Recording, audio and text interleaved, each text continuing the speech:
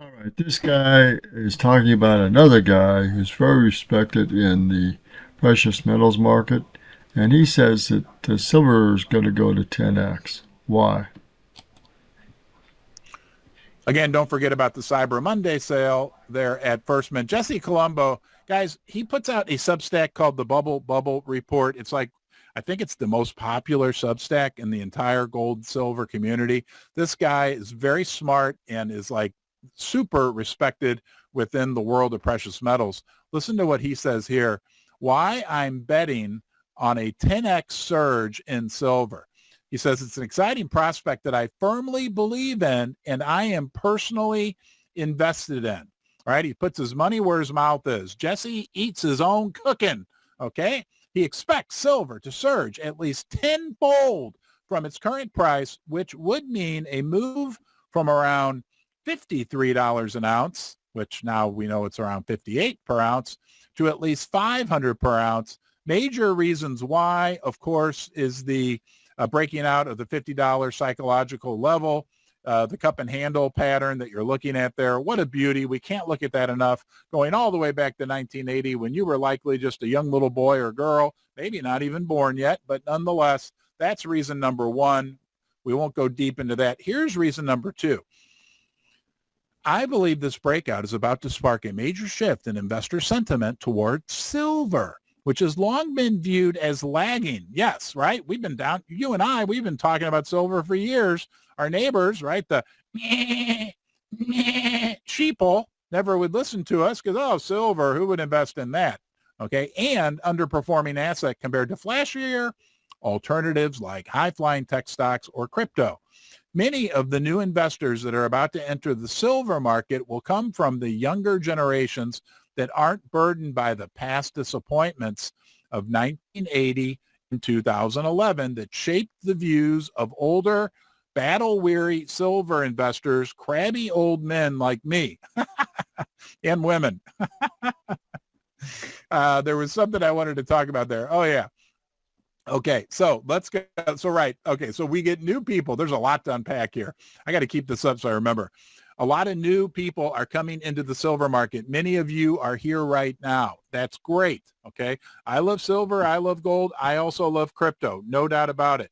But there's a lot of attention being paid on silver right now, bringing in a lot of new, younger investors. A lot of people got burnt. Did you get burnt? Did you get burnt in 1980 and 2011, right?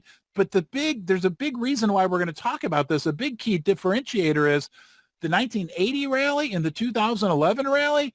When you look at that, when the silver price went to $50, even though when you convert that to current dollars nominally, should be at well over 100 to say that we're like in new territory. Nonetheless, those price moves were spikes. We looked at a chart earlier. This price move was not a financial spike, not driven by the futures markets but no, it was driven very slowly, very steadily, an upward strong movement. Okay, it had pullbacks. It'll continue to have pullbacks, but it's being driven by physical demand, not speculation yet. And think about what might happen. Speculation does come into this market. I don't have a crystal ball. Don't buy, sell stocks, bonds, mutual funds, silver, gold, anything based on what I say. We've not seen speculation yet come into silver or gold for that reason. The central banks are buying it maybe a little more in gold. When the speculators come into this market, when people start to wake up, right? And we're going to look at the article next to the devil's metal from CNBC, right? It could be crazy. Still, I want you to think about this, right? Wherever you live. Now, if you live in Asia, this may not be the case. But if you live, let's say, in Europe or North America, the United States of America, right, or one of those countries, 98% of the people want nothing to do with gold and silver. They don't know that they want something to do with it. They just don't know because they sit around and watch cable news all day long, right? They don't understand, right? They just believe what they see on TV. And the mainstream media up to now, right, has done a really great job of ignoring gold and silver. That's the reality, right? Those people, we like to affectionately refer to. So that is important, and there are a lot of naysayers about gold and silver, but I think because of the political uncertainties and the economic uncertainties and challenges that are currently going on, housing, automobile debt, uh, fiat manipulations, paper trading manipulations in silver, the supply and demand is going to start, if it is not already, moving silver up regardless of what is happening with the paper trading market of the big boys. You're going to have demand eventually break through the control of the big boys in the paper trading markets. It's just a matter of time, and I don't know when it's going to totally break upward, but it will break upward.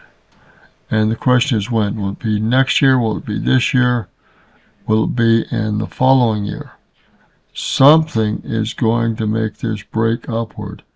And it would only take one paper trading scenario from a big player saying, I want my contracts delivered. I want them in my possession and in my vaults.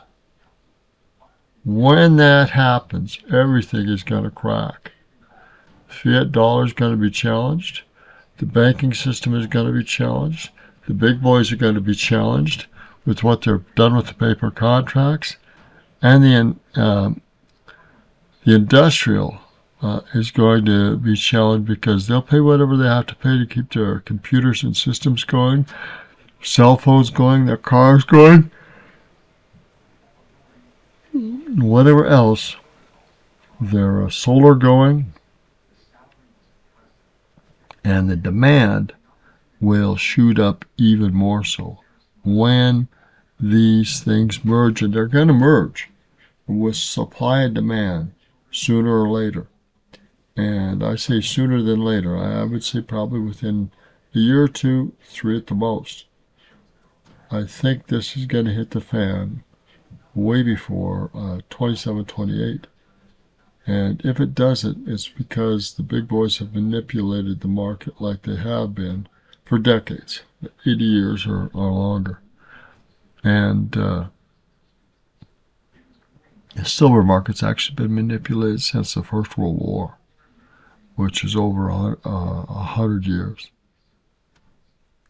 Wow. So we'll see what happens. It's exciting times. Keep buying, keep stacking, because it will blow. The question is, when will it break upward and blow to new heights that we haven't seen in a long time? So I'm saying that it will get past 100, and I don't know when it's going to blow upward, but when the general population thinks, wow, silver's really moving, we make some money on it, and you get buyer demand on it as well, besides industrial and military demand. Will they pull some crazy crap like shutting the markets down? Yeah. Will they say that it can't be sold or it's not legal tender anymore? Something. They'll pull off something. Governments always do. They'll pull off something. Or they'll make it illegal tender. But they'll be fighting against states that currently are legal, whether it's Arizona, Texas, Florida, or other states that currently say that gold and silver are legal tender. They'll be fighting against the states when this happens, and all hell will break loose. So it's going to get very interesting when this blows above, when the common people, instead of just less than 2 or 3 or 4% of the people actually buying silver, when that doubles or triples or quadruples, it's really going to blow the roof off this thing, and people will run out of silver very quickly. who's currently supplying it. Because the current suppliers in small rural areas like Montana, Billings, they're just holding level. But when these things converge, the industrial demand, the military demand, the people's demand to buy and to have more secure income, when these things hit and converge, the silver is going to more than double, more than triple, more than quadruple maybe. And what I'm saying is the paper controls that currently exist will be broken. And when that breaks, when they cannot control the demand, and people want to pay whatever price they can get because they know it's going up, the banking systems will change, the fiat systems will change, and you could see housing and car markets change. You could see demand for not only the precious metals to manufacture things, but military to demand that it can't be sold to the public. You're going to see some wild things happen. So it'll get crazy, crazy. And when it does, you better have your supplies already in hand, because the government will do whatever they can to get the silver that you've got, even if they make it illegal tender and illegal to possess. I mean, they've already done this. They've made gold illegal to possess. And when this happens, then there's going to be a real battle between the federal government and the states. A very serious battle. And the states are gearing up and will gear up to fight the federal government. And the federal government may lose this battle. And the states may be able to require that their citizens of the states, remember, we're citizens first, we're citizens of the states second, we're citizens of the federal government third. So, push come to shove, the Supreme Court will have to step in and say, no. And this will get interesting. Will a Supreme Court say, no, the federal government has a right to say it's illegal tender and you can't possess it? They've done this before. But we live in a new time and a new era.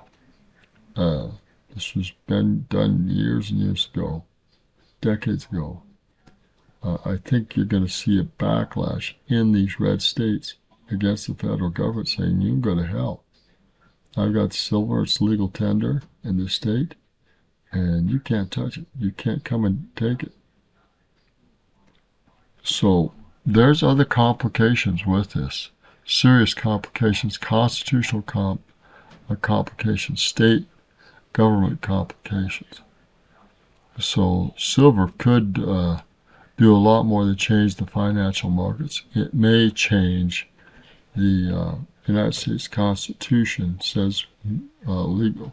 Gold and silver can be legal. And if the states say that they can keep it legal and the people can have it and can use it for purchasing, then all things are going to change. Then either the banks and the federal control of it battle, but the states saying they can control it and the citizens can use it, it will go to the Supreme Court, and we'll see what the Supreme Court does with this at this time. I don't know if we will repeat what we've done in the past, make it illegal, but I think there's some big boys that will own it and have it in vaults and systems, and they will legally challenge the federal government's authority to claim that it can't be legal tender. And I think if it happens during Trump's administration, you're going to see Trump back down and say, no, it is legal, and we're not going to make it illegal to have gold or silver. We'll see what happens. It's going to be very interesting times in the next 3 years in Trump's administration. And I believe silver will definitely move upward in the next 3 years. How much? I'm hoping it'll go up 4 times what it currently is. Minimum of 4 times. If this really gets crazy, it goes parabolic, it could go more than 4 times. It may go as high as 8 times, something we've never seen before. But it'll definitely go 4 times. It'll definitely go to $200 or more an ounce in 3 years, regardless of the controls that are going on because of the physical demand for silver. It's a very limited precious metal, much more so than gold. It's Roger Martin here in Lockwood, Montana. We're getting in very interesting times. We'll see what happens. Will silver go 10 times what it currently is? I don't know. I think the big boys are going to fight the upward movement of gold like they have been. And I don't know if it's going to go 10 times, but I definitely think it'll go 4 or 5 times. And if it blows up and goes 10 times, I think a lot of people will reconsider purchasing silver, and then it will really go parabolic. We'll see. Good day.